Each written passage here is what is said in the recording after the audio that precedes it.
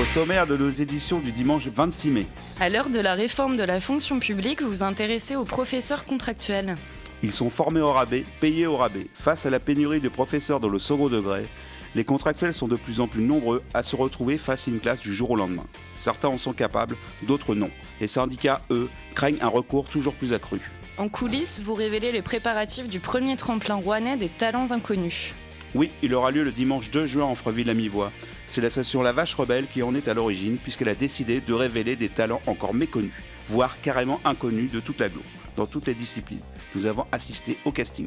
Il y a 75 ans, les premières bombes volantes allemandes étaient lancées sur Londres. Dans la nuit du 12 au 13 juin 1944 partait la première bombe volante de Seine-Maritime en direction de Londres. La communauté de communes d'Aumale et de Blangy-sur-Brel inaugure le 15 juin prochain un itinéraire de randonnée historique et de mémoire autour des 21 sites de lancement recensés sur son territoire.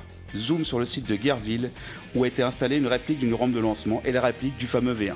Dans votre rubrique Figure de style, vous dressez le portrait de Jean Blaise, le patron d'un été au Havre. Il a fait la pluie et le beau temps sur le plan culturel à Nantes depuis 30 ans. Jean Blaise a aussi orchestré les 500 ans du Havre et avec Un été au Havre, il continue d'imaginer des projets pour relooker la ville portuaire. Portrait d'un très proche de Jean-Marc Ayrault, approché par Édouard Philippe, qui est l'oreille des politiques et des artistes. Et un peu d'exercice pour finir avec un premier bilan du sport sur ordonnance.